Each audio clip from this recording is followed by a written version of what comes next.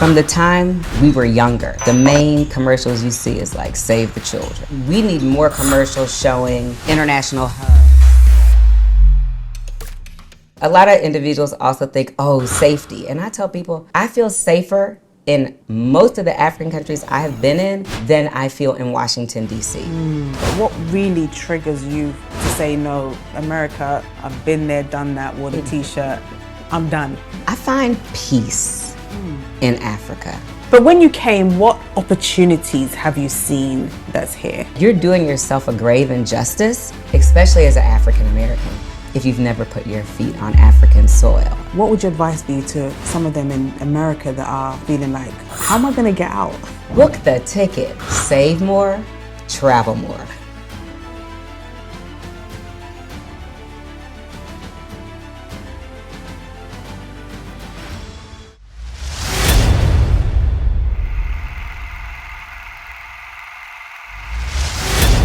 Take us back to 1991 when you were inroads intern at Bank of America. What were you thinking then at that age?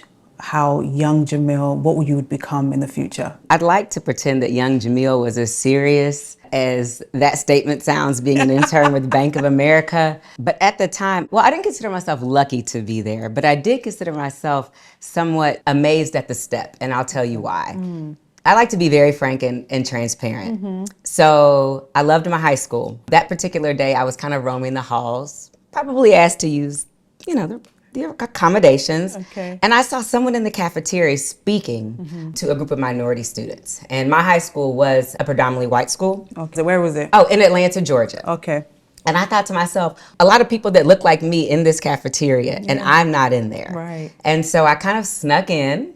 And I listened, and someone was coming from the En-ROADS organization to present to us on En-ROADS, everything it offered. And I thought to myself, I should really apply for this internship. I want a job, I want income. One of the criteria was based on GPA. And I did not have the GPA they were looking for. What's a GPA? Grade point average. Okay. Sorry. Okay. And so I listened to the entire presentation that they had given, and I went up and I told the individuals that were leading it, I'm really interested in applying for your internship program. However, the GPA I don't have at this time. And they said, that's okay. Are you well-rounded? I said, I'm extremely well-rounded. And I rattled off all the activities I was in and the leadership positions that I had taken. And I was selected to be an En-ROADS intern. So I would say by the first day of work that summer, I was probably thinking to myself, woo, girl, you did it. You got in here. And I think that was probably the very beginning of my life of figure it out, research it, talk your way into anything, and never stop till they tell you no. Wow. Where did you get that confidence from, though? My parents. I'll start with my dad. He was a businessman. And he came from very meager beginnings. Okay. But he figured it out. He went to university, couldn't afford university, left, came back, went to the military, then was able to utilize what we call the GI Bill to actually complete his university studies. And he was always one of a minority in several corporate organizations back in, let's say at that time, the early 70s and 80s. So a lot of times he may have been the only African-American male in the room at Ford Motor Company with other general managers. And my mom, she comes from very non-meager beginnings. Okay. Her parents were very well-to-do in the community. Okay. She was always out in front and a part of different organizations, social organizations. Right. And she just exhibits like grace and kindness and what a lady should entail. And so I think being around the two of them, I had no choice. There was no hiding. Yeah. And we always had to have a voice. My parents were very big on us having a voice That's at amazing. such a young age. So at the age of 25, banking, pharma, consulting, what was the most defining moment in that journey? Ooh. I started my career, again, with Bank of America. Right. They were an excellent sponsoring company. I think one of the huge benefits of being in corporate America is the training. As a matter of fact, my father was an entrepreneur, and he said, no, you absolutely cannot come work for me until you get corporate training. And then you can come back to entrepreneurship. I know there's a lot of different ideas about that. It was a huge benefit to me in my life. Around that time, I had had a few years working in the finance industry with the bank. And while I did feel the training was excellent, I didn't feel like banking was my passion. And I was still trying to figure out what that passion was at such an early age. But I knew at one point in time, I wanted to be a physician. Oh. We did not graduate with any biology or chemistry, but I did graduate undergrad with a marketing degree. Okay. And because I had such great numbers in the banking industry, meaning I was on not the teller side, but the consumer banking side. Right. So I opened up accounts, I did auto loans. And at that point in time, it was actually on a bonus structure. Okay. I had two friends working as pharmaceutical sales reps. And I was like, your lives sound so dynamic. You have company cars, you go out and see physicians, you're in a different place every day. Yeah. And so I applied for my first organization, which was Johnson & Johnson, and I actually got a job as a pharmaceutical sales rep. So going from having an office, being in banking, and then one day the company car rolls up, and this is when laptops first came out, so the laptop got delivered. I really thought I had gone literally from rags to riches, and I had hit the pinnacle of my career at age 26. And they moved me to Indianapolis, Indiana, and actually bought my first home the next year. What? So, yeah, I really thought I was... When did you realize that climbing up corporate ladder wasn't for you? I was actually a Workday consultant. Okay. And there was one night I was working on a client, trying to really get some data into the system, and things were just not working. And because it is now about 9 or 10 o'clock at night, there's not a lot of support. Mm-hmm. So I said, I've got at least 20 more years to retirement. I've got to do something that is impactful, where I feel like I'm making a difference. And I actually started looking for volunteerism opportunities. Okay. And I stumbled across the Peace Corps. Okay. Now, typically people find out about Peace Corps in high school.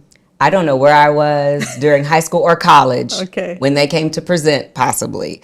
But I wasn't as familiar with Peace Corps. Right. So I decided kind of mid-career that I was going to switch and apply to be a Peace Corps volunteer. And I was able to apply specifically to the country I wanted to be in. Okay. At that time, let's also parallel with the fact that I traveled to several different countries, but I had never been to Africa. And I was like, how can I do this? I gotta get to Africa, I need to visit. And I saw a position that I was looking for. So Peace Corps has several sectors. There's a health sector, education sector, business sector, agriculture sector. So I found a business advising volunteer opportunity in Namibia, Africa. And I did my research on Namibia. They had a mild political climate. I love the heat, kind of seemed a little like Arizona. And I was like, you know what? I can take this 2-year sabbatical somewhat and adjust my life accordingly and go and work and live on the continent in which my ancestors are from. So, but did you always have that in the back of your mind that you needed to come back home to Africa? No. What made you start thinking about Africa? Yeah. My parents have always had us traveling. Even maybe one of my first trips was to the Bahamas in the 4th grade. As you're growing up, there's like commercials for places you should go. I always remember this one commercial, this sunshine and palm trees of Florida. Next thing I know, we're on a road trip. We're going to Florida. But you didn't see those same commercials for come see the culture or the safaris and what we have in Africa. But I knew something was missing. And at that time, I had been to a few different continents, but never to Africa.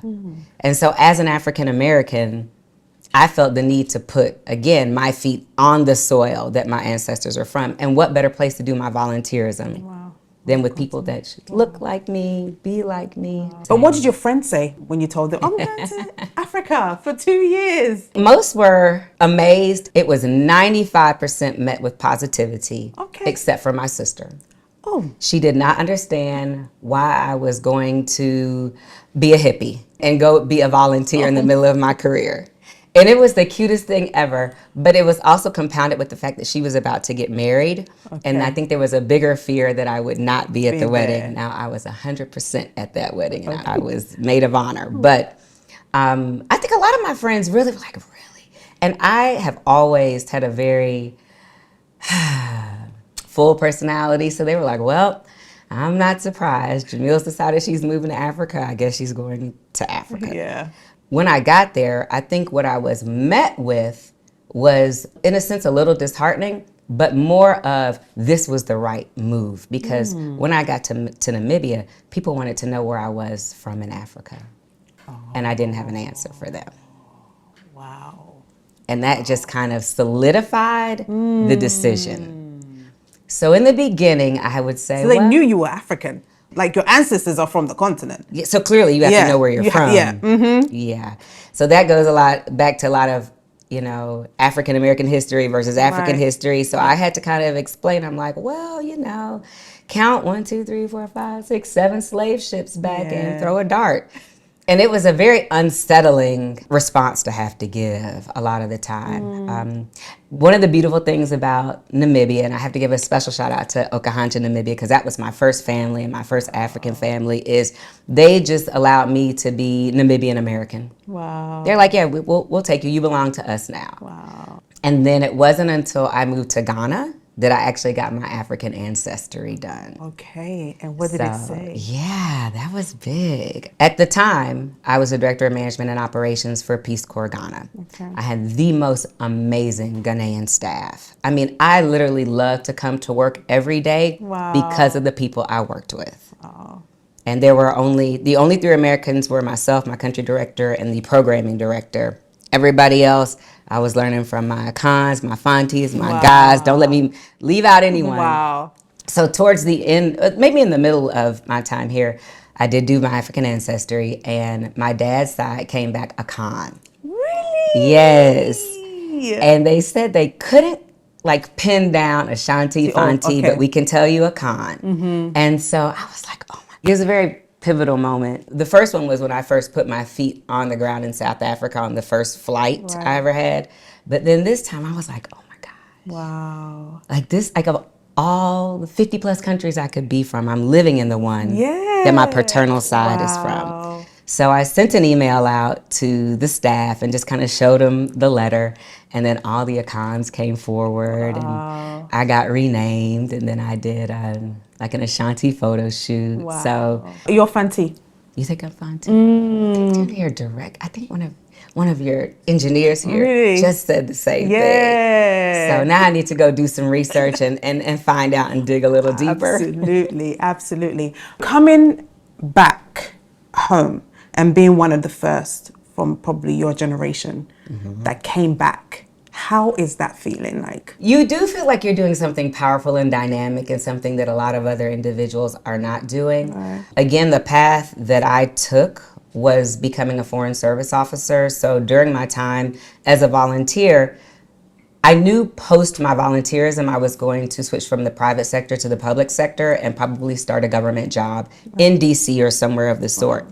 But being in Namibia and kind of having, again, exposure, I saw other federal government workers living overseas. That was the immediate goal. How do I get a job living and working in the development space in Africa? And so after my volunteerism, I did go back. I got a job in DC with a federal government agency, but I spent 2 years just kind of applying for other agencies that had foreign service officers with them.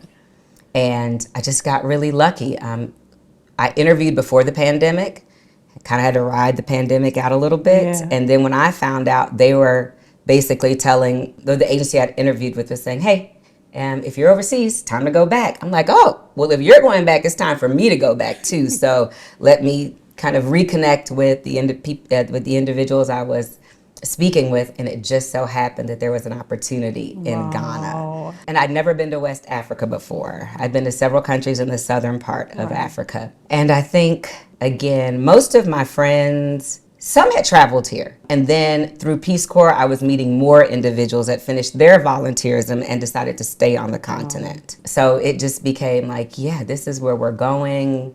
We're in a position where, when you don't have debt in America, it makes it very easy for you to be fluid in terms of where you want to go in the world. So it was a no-brainer for me. I couldn't wait. You've touched on a point, a lot of I would say people in the diaspora feel very boxed in, that they can't get out, they can't find that freedom or purpose.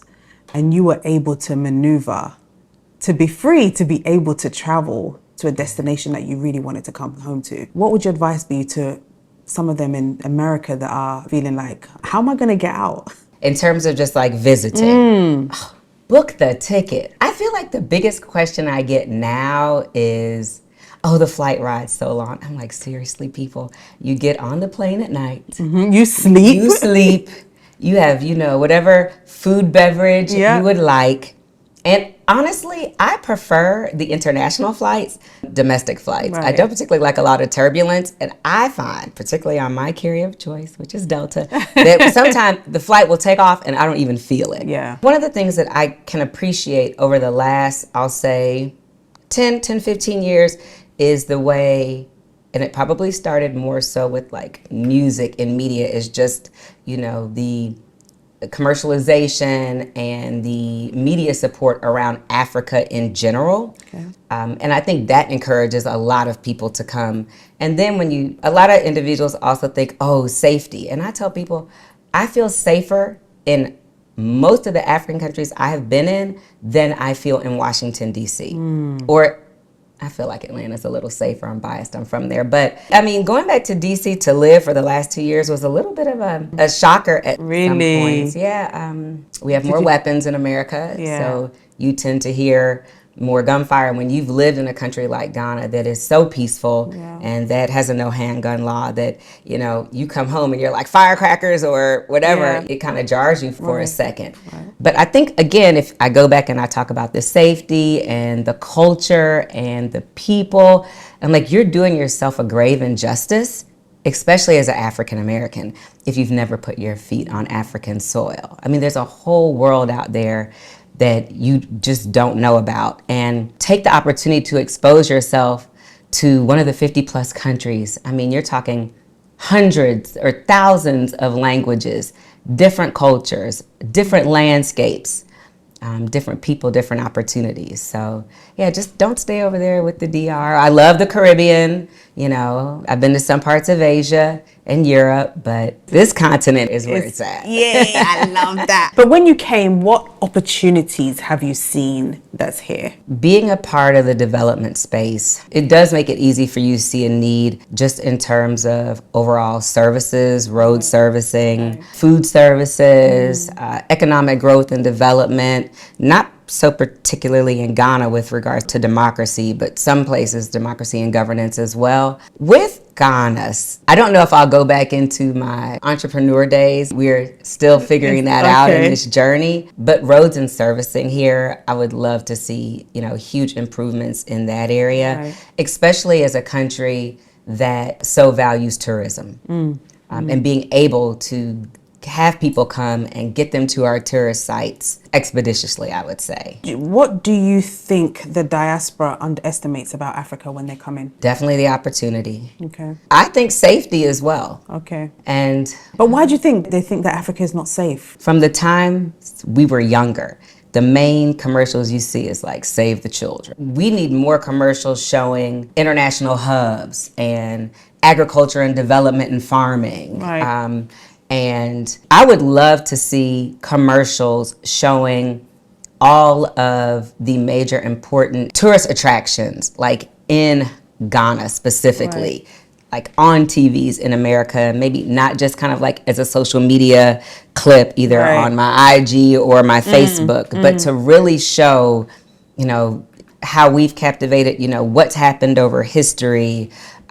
Just yesterday, I went to the 62nd anniversary of the passing of W.E.B. Du Bois. And while I do understand some of his literary works and his activism, I really didn't know a lot about him and his partnership or friendship with Kwame Nkrumah. And so just to be able to have like a commercial that advertises that in America, I think would be a huge benefit to a lot of African countries.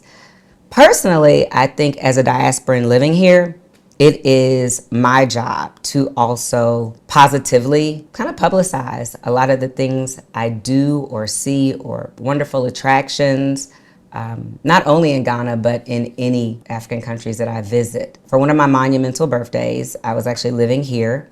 And, you see your friends celebrating that same year in Bali and and all these places. And I was like, Jamille, you can't do that. You've got to pick a country that you've never been to before and do some things that you've never done before. Yeah. And so I thought I was going to have to convince, but I did not. I graciously had 11 young women travel to Kenya with me. Oh, nice. I would say at least 8 had never been to Africa before. Wow. So I love safaris. And I was like, okay, we've got to do safari. I got to pick a place with safari. I've got to pick a place with wonderful beaches and culture. Yeah.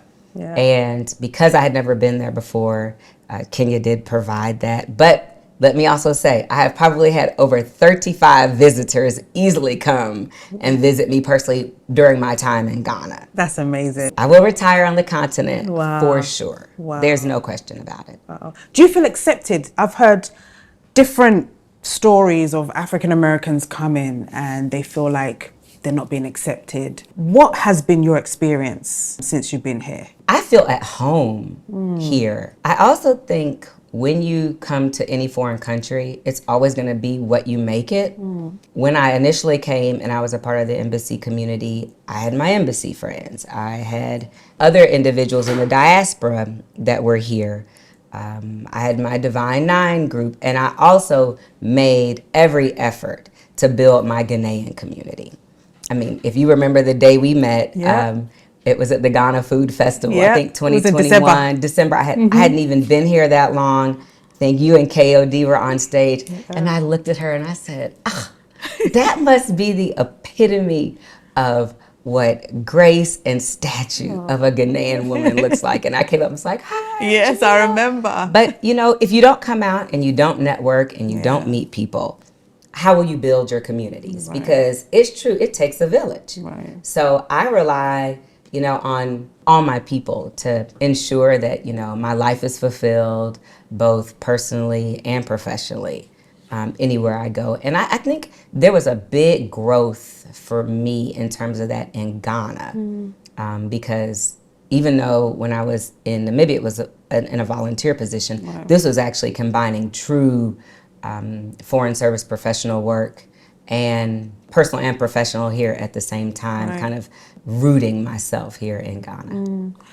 When you visited the slave dungeons and Asin Manso, where the slaves had their last bath, what were some of the things that were going through your head? For that part of the last bath before you enter the waters, you walk barefoot. It's not comfortable at all. And I kept thinking, how did women and the ancestors before me make the long trek? Because some of the history talks about them walking all the way from Tamale down, and I don't get it. I don't know if you've seen Amistad, but there's a point at the movie where some just sit on and go backwards. I feel as though that whatever perseverance I've got now, I don't think I would have had it back then.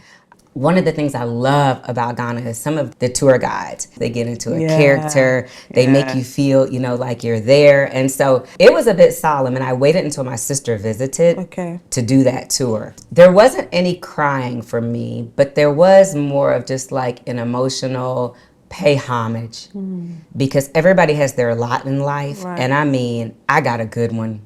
I'm very grateful every day for the life that I've been able to live. But my ancestors paved the way. So I think that one was a more emotional visit for me, but also to learn about some of the graves that have been brought back. I think they were one from Barbados. From Motley. That was big. I mean, it's full circle. When I went to Cape Coast to the slave dungeons, you still start to reflect on how could 100 of my sisters, given no restrooms at any time, and lived in these situations. But I had also been to a slave castle in Tanzania that was actually also built under a church. So that one wasn't as hard for me because I kind of was slightly familiar. But I have had visitors come, and I mean full breakdowns, hyperventilating, and then going through the doors of no return, which I don't know which was they were both horrible. Yeah. You know, so it does feel like I'm back and I've got to do something to make the ancestors proud. Wow. So did you ask your sister to come to Ghana so you can do this journey together? Yeah, she could not wait to come to Ghana. Wow. So I think I had been here maybe 8 or 9 months. Okay. And I decided to wait until her visit to do anything that I hadn't done, which was go to the slave castles and to do a lot of the other attractions. When I landed here, I mean, it was work nonstop for like the first 5 or 6 months. Right. So, but it was great to be able to do that with her. She's since been back, and I even tried to convince her, you know, I was like, you should consider foreign service too and move to Ghana. And ironically, her husband actually lived in Ghana like 10 or 15 years ago. Okay. So he was 100% like, yeah, when are we going to head over? But I do have aging parents who are in amazing health. So she's in Atlanta with them. Okay. And so have you managed to together. tour Ghana? You've been to Kumasi. Have you been to the Volta region? I've been to Volta. One of my most challenging days in Ghana was climbing Mount Afadjato. Well done for doing it. Woo! I mean, I must have asked that tour guide 5 times, are we there yet? And I was like, And he's like, no. Look, and I think I'm pretty athletic. I mean, my sister also teaches aerobics, and I was like, Joriel, I don't know if I'm gonna make it. She's like, we're gonna make it. And ironically, I struggled more going up. And she said my thighs were about to give out on the way down. But it was a beautiful tour from the top, and we did it with Fire Tours. Okay. So kudos to him. And we also did the Monkey Sanctuary. We have a lot of interesting stories from our visits here. But what really triggers you to say, no, America, I've been there, done that, wore the T-shirt, I'm done? I find peace in Africa. I have not settled on my country quite yet. I want to wake up every morning and look at the beach. One gentleman actually said, I honestly believe it could be true. He said, even the elders live longer. Yes, there are certain careers that allow individuals that live here to be able to have additional help, whether it's somebody helping to take care of your home for you or gardening, which yes, you can get some of those things, but you can get those things back in America too, but I find it to be a bit more affordable here. And again, for instance, the food. There's a lot less processed food going into my body here. Right. And overall, I just feel better. I was actually in DC earlier this year, and I was speaking to some of the leadership, and I happened to be in a room with like 4 other African-American women that were in leadership with my agency. And they were all back doing the stint in DC as well, but they had lived in Africa. Okay. And so at this time, the CD conference probably had 200 or 300 people downstairs, and one of them said, look at them. Just look at all the women living in Africa, living in the Caribbean. Their skin is just glowing. They just look healthy. I mean, because life can be a little bit rough in some major cities, especially heavily populated ones. Yeah. But I think the beauty of having land and having space, and I find Ghana to have great air quality, except maybe Hamatan. Yes. But I'm fine during Hamatan. It's very welcoming. Again, you get a good sense of peace and just overall wellness and health. Yeah. Fantastic. What legacy are you hoping to leave in both Africa and America? I want to impart on as many people as I can the beauties of this continent and the opportunities on this continent. If you would have asked me how many African countries I knew maybe in the 10th grade, I probably could have given you 4 or 5. Right. I want to be able to ask a 10th grader that maybe I've mentored or someone who's followed my social media to say, how many countries do you know in Africa? And I want them to be able to rattle off 25, 30, whether they've been there or not. Yeah. I want to be able to influence other people to come here.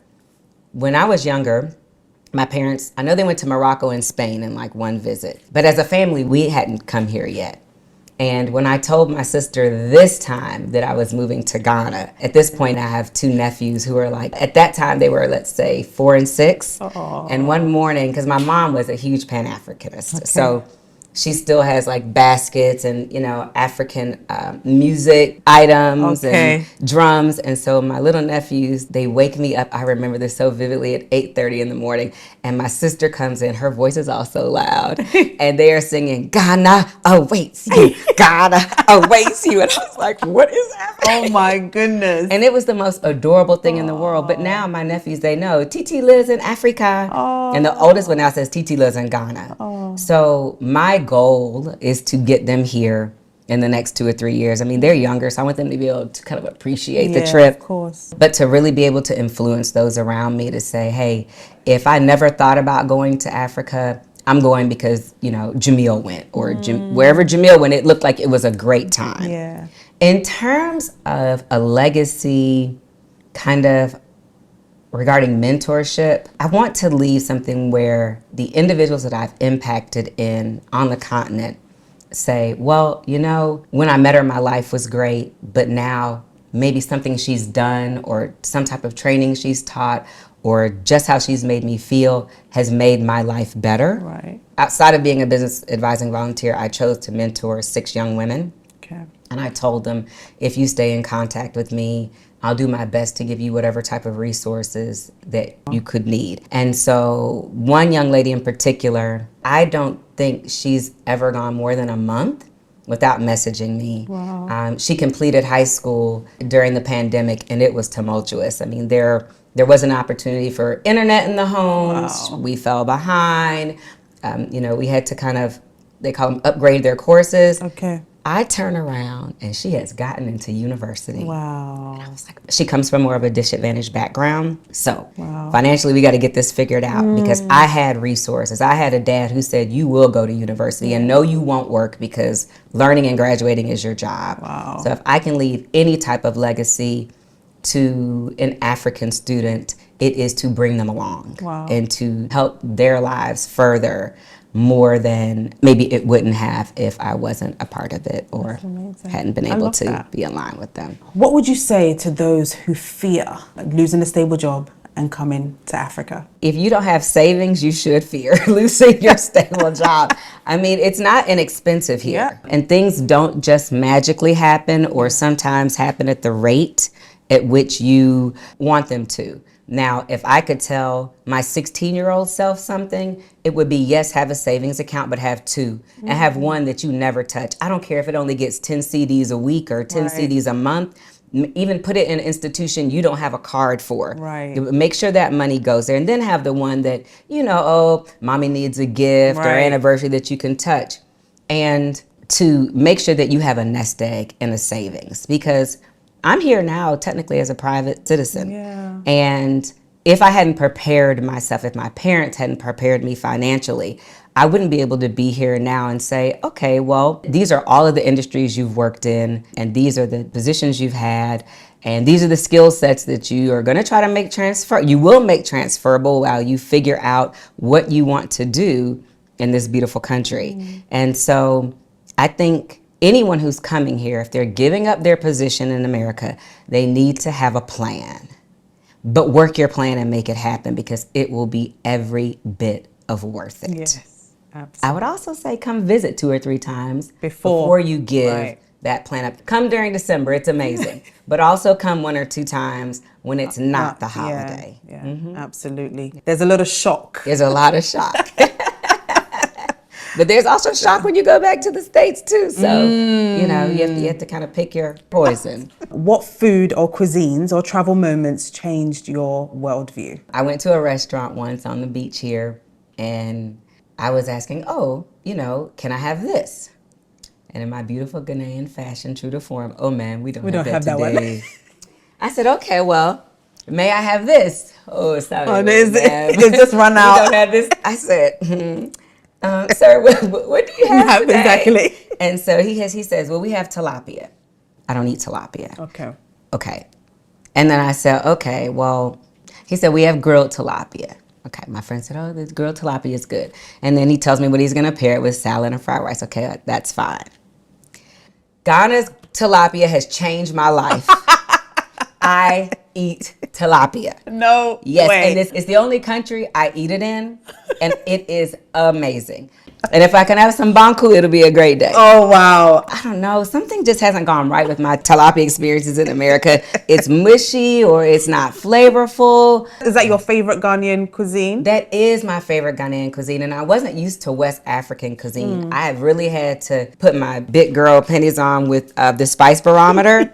Some things I can take, some I can't, but I like a little spice. You do? I do. Oh, I like a love little that. spice. How does living in Ghana today shape your identity and outlook compared to your earlier career in the US? Having lived overseas, I think really shapes your ability to be culturally sensitive. Okay. And to really want to learn cultural norms no matter what country I'm in. I mean, if I'm traveling, I want to know how to say hello or thank you or goodbye. And being able to be here also makes you just more confident in like who I am as an African American, who I am as a diasporan.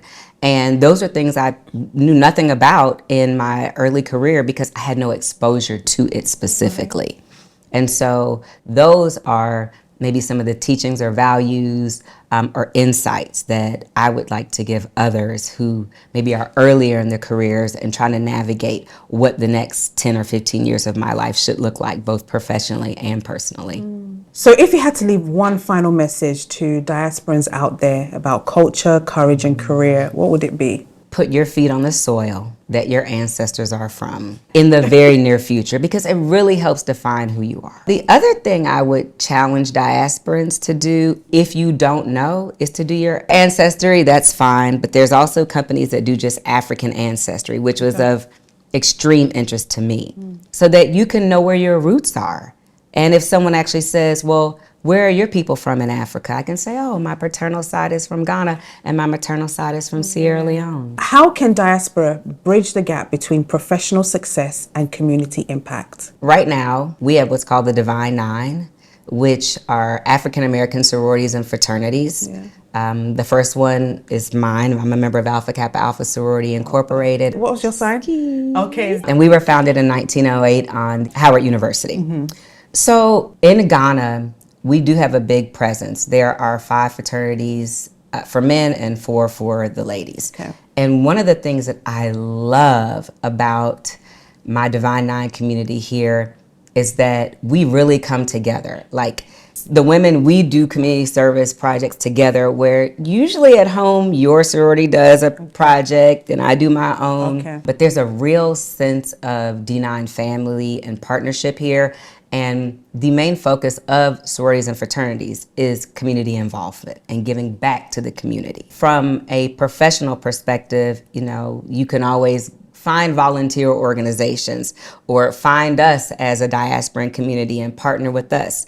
We are actually going to be having a huge celebration here in January with my sorority celebrating our 118th anniversary with a new chapter being chartered in Ghana. Wow. Which is major. We have Liberia, South Africa, and Nigeria, but the first and the finest should be here. Amazing. And so we look forward to really working with the Ghanaian community in partnership, in development here as diasporans and professionals in Ghana. What would you have told your 21-year-old self? Save more, travel more. Save more. Save more, travel more. From your experience and everything that you've have gone through and been through and continue to do is always saying, come to Africa.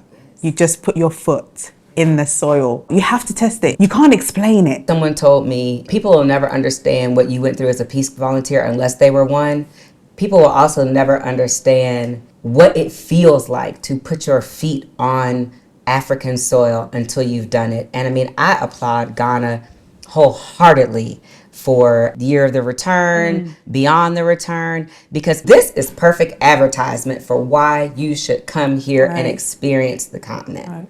Sometimes I think Ghana and or South Africa can be kind of like the gateway countries, but I love the culture and the experience and the linkage to slavery that you're better able to understand, especially because some of us only really learned about it in high school. And now even that is somewhat being done away with. So, well, thank you so much for joining me on the show. It was a lovely conversation. Jamille says, come home, put that foot in that soil, It's something that we cannot explain it, but you have to experience it. Thank you so much for watching.